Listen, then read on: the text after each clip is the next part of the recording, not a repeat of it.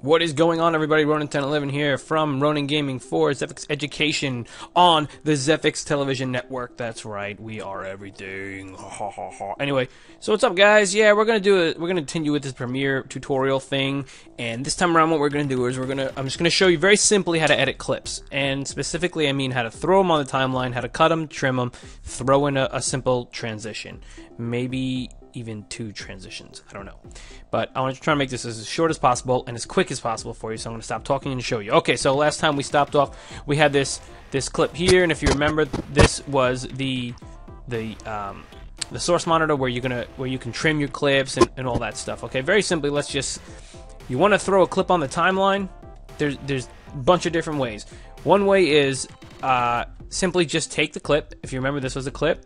Okay, we took it in and we just drop it right there. Boop. You butt it all the way down here to 0. It'll snap. Boom. See this right here? That means snap. That means that it will, your clips will snap to each other when you trim them to snap. I leave snap on most of the time. So anyway, we're gonna throw that in. Boom. That's at 0. 0. See the 0 right there? 0, 0. This is your time on your timeline. Okay. This is your time code. So you can even punch in a number. Say I want to move the cursor. 1 second. Boom. I just moved it 1 second. Okay, you can mess with that. But this is about clips, so let's talk about clips. So, okay, so now I have this clip on the timeline. What the hell can I do with it? Okay, let's just say I wanted to trim it down. Let's say I just want to make it cut in half. Okay, now Premiere 6 is cool because normally you used to have to grab the edge of it. That little cursor pops up. It used to be a lot smaller, but in CS6 it's big, and you can grab the ends and you can move it. And I'm gonna move it, and that's it. That's trimming it. It doesn't mess with the time. It only cuts it. It will stop your video. I want to be very clear about that. Okay, it won't stretch your time. Okay, I believe Vegas stretches it when you do that, but it doesn't. And here's the other cool thing.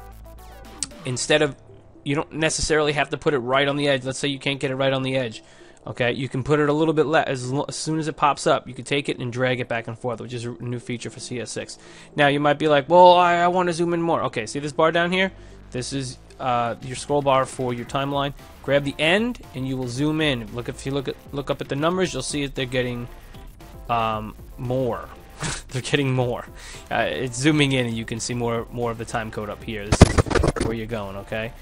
You can also hold down Alt and scroll the mouse wheel, which is what I do mostly because it's a pain in the ass to try and grab this all the time. So hold down Alt, move this mouse wheel. Obviously, if you couldn't tell, I'm on a PC. I guess you could do the same thing on a Mac, but I don't really care about Mac, so I'm gonna do this anyway for PC. So anyway, that's the quickest way you can trim your clips. Okay, another way is double-clicking it. We'll throw it up into this monitor right here, like we did, and this is a pretty cool way. We're gonna move this cursor over here. Now, I need to tell you, wherever you put this cursor is where it's going to put this clip on the timeline. Okay, so we're gonna move it away from this clip. Say this is what we want here. Gonna go back to here. Same thing. There's your time code. This is your scrubber. Okay, and so these buttons here. All right, this is a marker if you're gonna do a DVD or you just want a marker on the clip. These are the 2 things you're mainly gonna use here. You're in and you're out. The shortcut keys are I and O. So what you're gonna do is, excuse me, I have to burp for some reason. So let's just say I want to start the clip right about there when I die or something. I don't know. So I'm gonna mark in. Now this is where the clip is going to start, and then I say I want to put it the rest of the way. You could do this a number of different ways. You can left click and drag it. See the little hand? Oh, and drag it. Boom. Now it's gonna be on the timeline wherever I drop it, really, and it's gonna start right there. Very simple. And then you can also do this. You can also trim it like this. So there's a lot of different ways that you can go in and you can change the length of your clips and everything like that. Okay. And one other way I want to do it, I want to show you. See down here where it says Insert Overwrite. Okay. This is Export Frame, which is a good feature. I use it a lot to get screenshots or thumbnails. So Insert will just drop it in wherever you have the cursor, and it will cut anything in half. If you have it in the middle of a clip, it will cut it in half and essentially push this in this clip is the same clip, and this is the new clip we did. But I'm going to Control Z that, and I'm going to say overwrite, and it overwrites the clip. Okay, I'm sorry. Oh, yeah, overwrite. I said overlay, and it will overwrite that part of the clip. Okay, so those are just a couple of other ways that you can do it. Mainly, you're just going to want to drag it in and stuff, and you know, you can also throw it on top, and it will, the order of the tracks go, this is, you know, 1, 2, and 3, but the top track will take precedence. So if you see here, it will cut. It cuts to this track. Okay, and if I turn off the track, you'll see it goes back to the bottom one. All right, and these here are your little eyeballs. Obviously, these are track visibilities. Okay, and down here, this is if I want to turn the audio off of this track. See, no audio, but that has audio. This track has audio. Okay, so that's basically the quickest way you could do it. Okay, so now, so yeah, like I said, those are the quickest ways to get stuff onto your timeline. Once again, this will not stretch or the time of the clip or anything. It just moves it back and forth. Moves it back and forth. It trims your clip in and out. So, okay, but now let's say we want to. Two things. We want to add a transition between these two, but first we have to butt them up. So I could drag it over there, but what the fun is that, you know? So we can right-click in this space, ripple delete. Bam! Butts it up for you, okay? Now before I show you transition, I want to show you something else. Say we want to cut one of these clips in here, okay? We don't want to mess with this. We don't want to edit. We like to edit on the timeline. No problem. See these here? These are your tools, okay? I'm going to do only a couple right now. This is your main tool, the hand tool. This is V.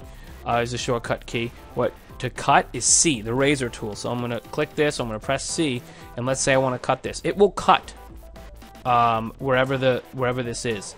Okay, so let's say I want it to cut there, and let's say I just want to cut this down here. It'll cut this over here too. But if you're near here, near this the scrubber, it will cut it as close to that as it can get it. Anywhere else, it'll just cut it. Okay, so now we made a cut. Very simple. I can make another cut here. I can make another cut here. It just cuts your clip in half. It won't mess with anything. It just makes a split for you. So now, if I wanted to do something cool, I could drop this up here. I can move this down there. But you see what happened was when I moved this, only the video moved, not the audio. Now I had to have to move the audio if I wanted to do something like that and pull everything in. Okay, but we're just gonna get rid of that. I don't want that many cuts. But so that's it. So you have your cut tool to make cuts. I do this a lot, especially in like Battlefield 3 when I want to cut out the deaths. I'll just zoom in and I'll find the death and I'll cut, pull it out, butt it back up, do a transition, and then I'm good to go. All right. So let's just get at it. Whoops, save the project. Oh, save a lot. Okay, and I'm going to show you when we get out of here how to save a good way that I use. Always save, always save, always save. Have your hand on Control S. That's where my hand rests. My left hand, it rests on Control S because you need to save all the time because you never know when it's going to crash. So Control Z, Control Z, Control Z. All right, that's good enough. All right, so let's zoom that a little bit. Okay, so now I have these 4 clips that I made, and I want to transition between them. Okay, now over here, effects. All right, there are your effects. You're done. Anyway, there are video transitions and video effects. We're not going to get into effects right now. It's all the basic stuff that you need and some cool other stuff. We're going to do transitions. Yeah, there's a lot of different transitions here, and they're pretty much all what they say. You know, some of them are the cheesy slides and page curls and stuff. I mean, those have their place and things, but you know, when you're editing Black Ops 2, I don't know about that. But anyway, we're going to go with the basic dissolve, okay? You see this little yellow thingy right here?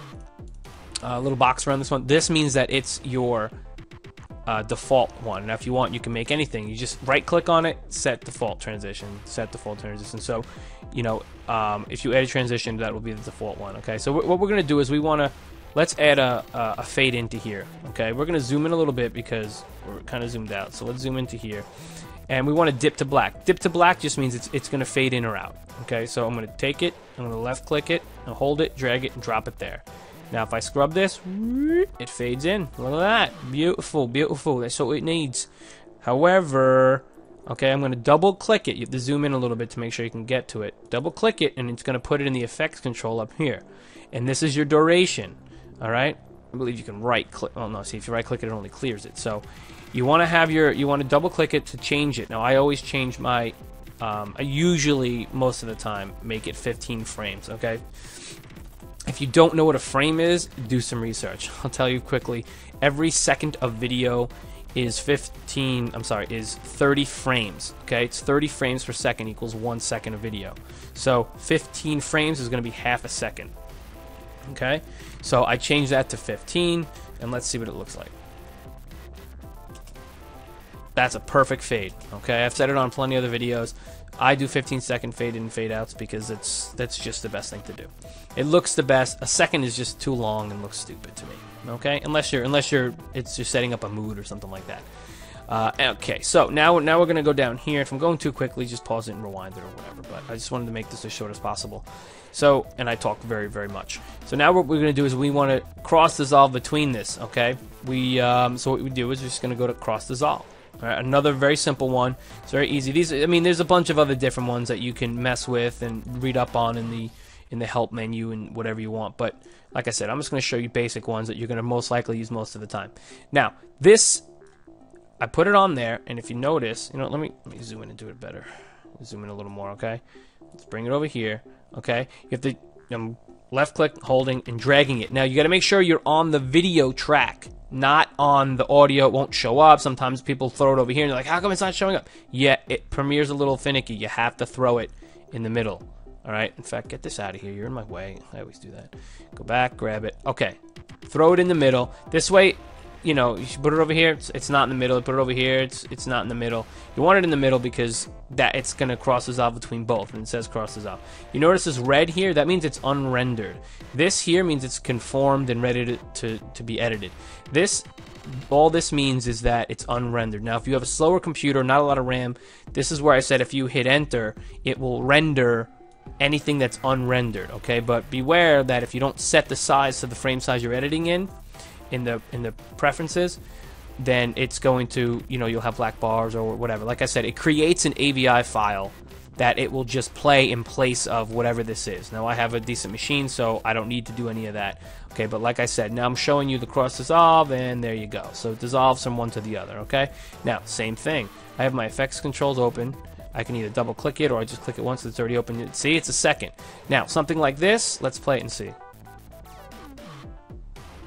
Alright, now it's not the cleanest spot to do a transition, but you see what I'm saying. To me, still too long. A second is still too long. So I'm going to go ahead and change this to 15 because especially in a fast-paced game like Black Ops 2, you want it to happen quickly. Whatever music you're using, I'm sure, you want it to happen quickly. So boom, perfect, there you go. Okay, I don't like that. We'll find something else. But anyway, so that's basically the two transitions that I wanted to show you. Okay, so now just to quickly go over this, we learned how to cut them. Okay, we learned how to cut the clips, trim the clips, and we learned how to do a transition. Okay, and if you wanted to, say you want to go to the end, you hit end, the cursor will go automatically to the end. Oh, this is something I wanted to show you.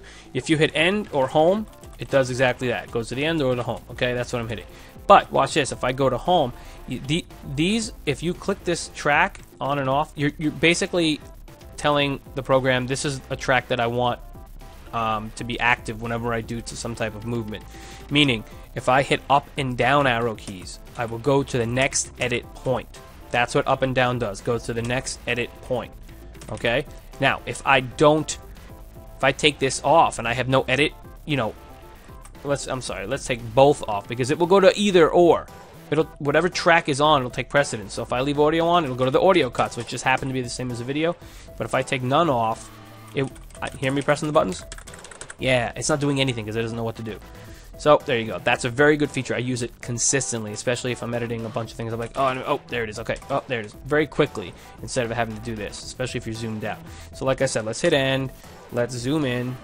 Okay, move it over. Let's do a little dip to black because it's the end of the video. A second could be okay. So we'll play it and 1 second and la-di-da. There you go.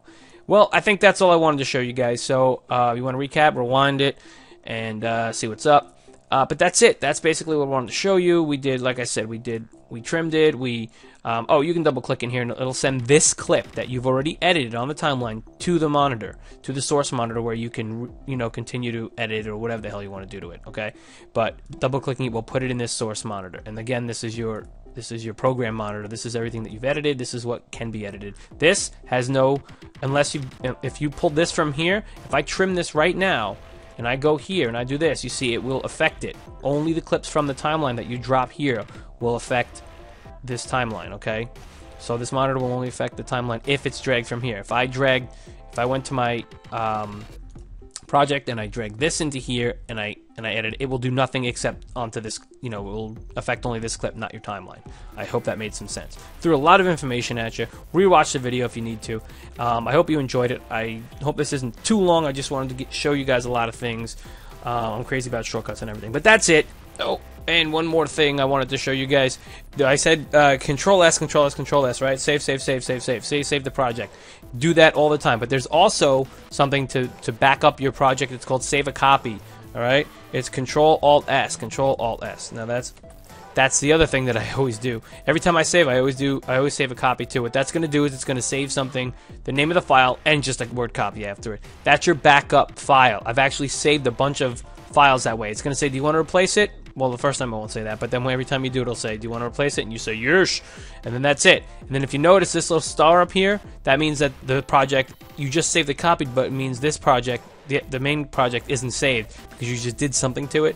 Anytime you do something, it's going to do this little star until you save it. Boom, it went away. But now watch this. If I move this clip, oh, it went back. Oh, that's because I didn't. Now it's got to be resaved. That little star always means to save. So that's it. Save a copy. Save the project. Save a copy. It will save your project if anything happens to it. Okay? That's that. I hope you enjoyed it. Please make a comment. Please let me know if you liked it. Please let me know what else you want to see. And I've got some more stuff coming, so stay tuned. Check out Zephix TV Network. Check out my channel, Ronin1011. And love everything. Thanks. Peace out.